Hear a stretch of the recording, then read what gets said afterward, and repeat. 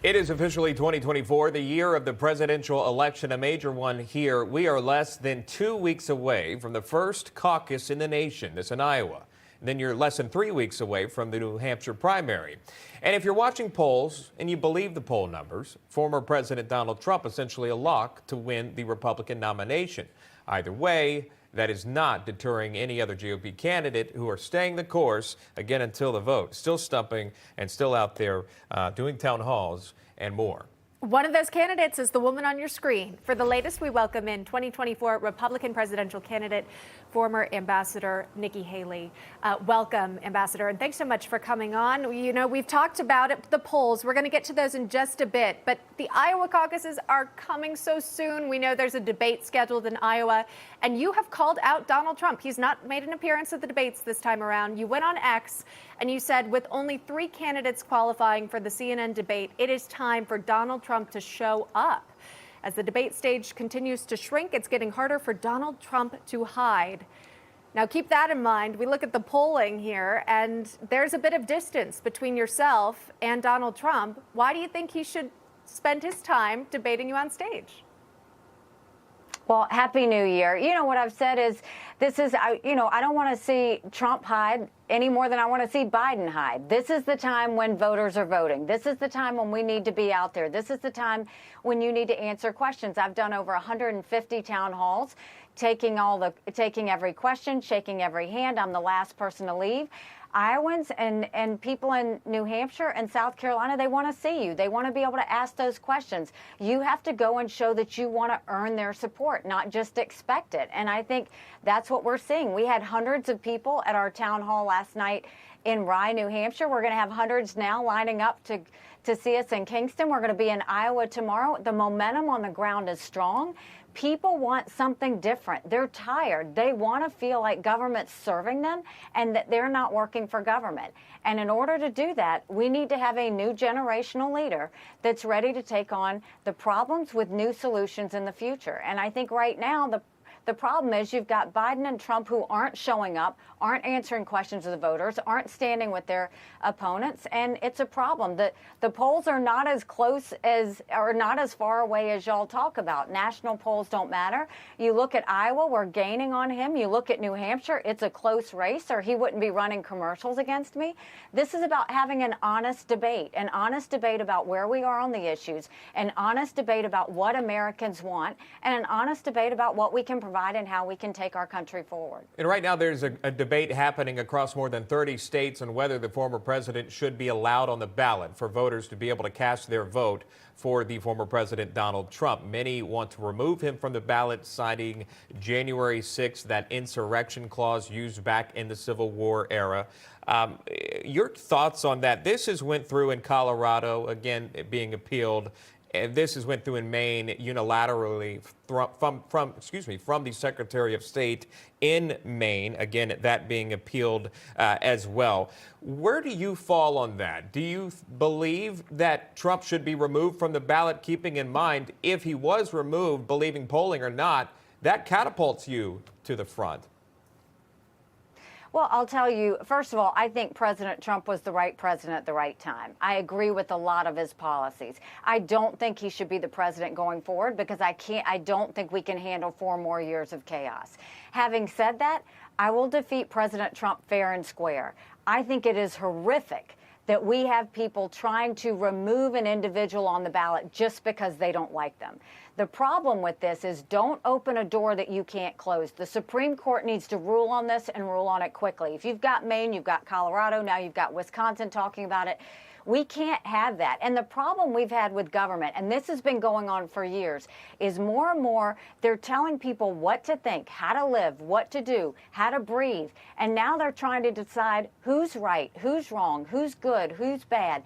I trust the American people. The American people should be making every one of these decisions, not politicians, not unelected bureaucrats, none of these people. And that's what's happened with our country, and that's what's happening with democracy. Give the voice back to the hands of the people. Let them make the decisions about how they live their life, and stop the arrogance of others thinking they know better than the rest of us. That's just not the case, and I think they need to throw these out immediately. You know, I've heard, Ambassador, you talk about your support for Donald Trump in the past, and you say now's not the time. He represents chaos. What do you exactly mean by that? Well, I think, first of all, you look and rightly or wrongly, whether you support him. And like I said, I think he was the right president at the right time. I had a great working relationship with him. But rightly or wrongly, chaos follows him. Everybody knows it's true. Chaos follows him. And we can't be a country in disarray and the world on fire and go through 4 more years of chaos. That's just not what we need. We won't survive it. And this is about the fact that we have to go forward in a strong way. We can't afford any more of all of this nonsense back and forth. The American people are tired. They're dealing with inflation that's out of control and spending that's happening by Republicans and Democrats right now. They're watching the fact that only 31% of 8th graders in our country are proficient in reading. We need to get back to the basics with education.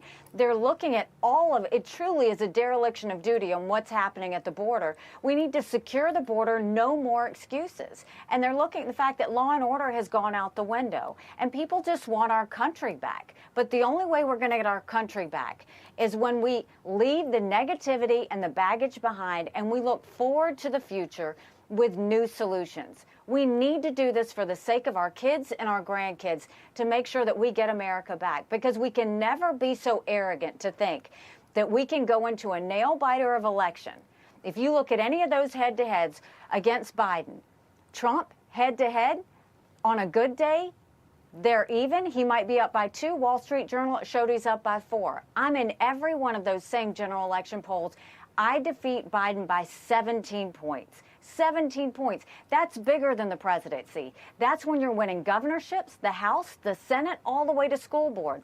Those are mandates to go and stop the spending, to secure the border, to get education back on track, to bring law and order.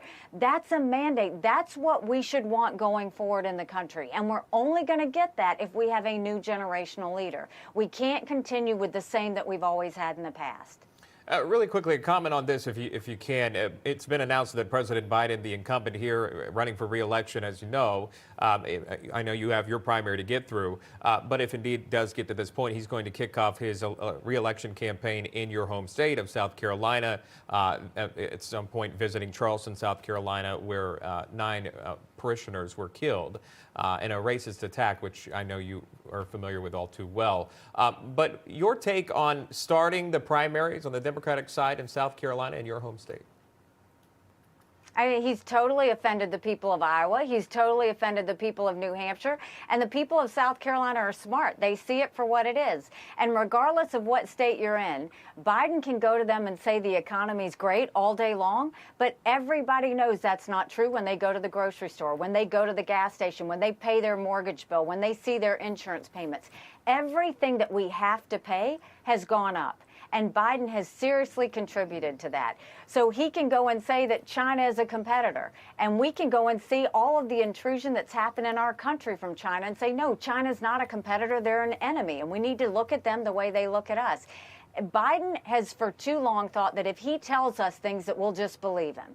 That's not the case.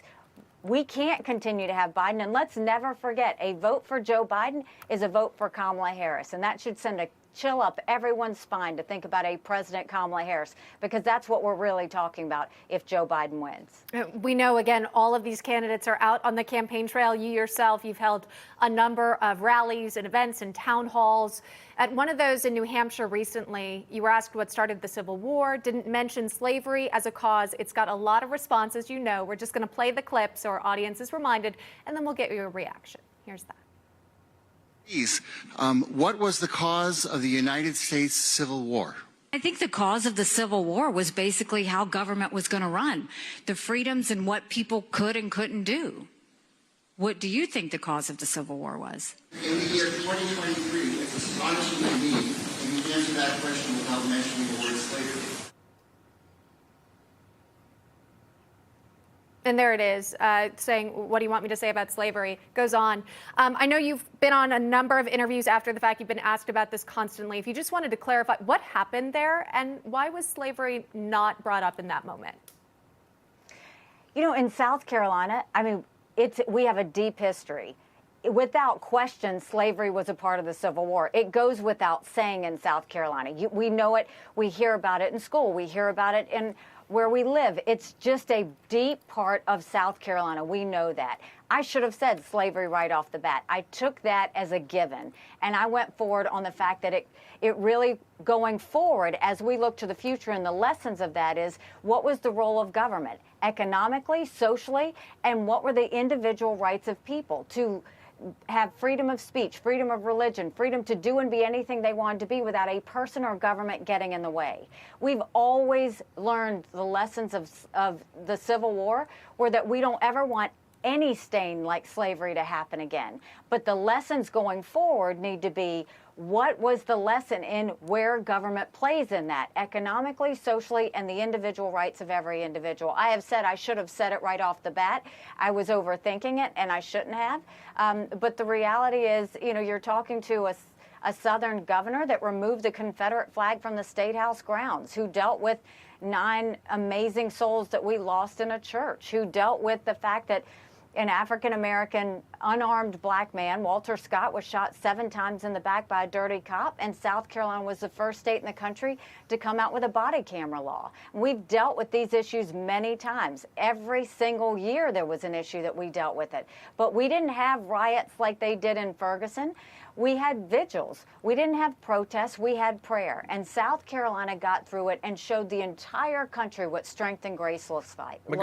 Governor, if I could just jump in, do you think, this is some conversations, come up in some conversations, the question about the Civil War in a town hall, do you have any comment on that and why that may have been brought up at a town hall amidst looking ahead? That's looking back. Look, every town hall, we open it up. We don't screen our questions. We take questions from Democrats, Republicans, and independents. And this is the time where we see opponents send people, different parties send people. There's a reason the Democrats have billboards against me in Iowa. There's a reason that they're sending out people to stir trouble. But look, that's the nature of the game. And we're going to continue to answer those questions. I think that's more important than anything else. And, it was a mistake on my part to not say it immediately. I was thinking more towards the future, and that person wanted me to talk about the past, and I'll gladly own that. Yeah, and we appreciate you coming on and again answering our questions. Former UN ambassador, presidential candidate on the Republican side, Nikki Haley, joining us today. Thank you very much. We appreciate your time. Thanks so much. Go to NikkiHaley.com. We're going to do this. All right, take care.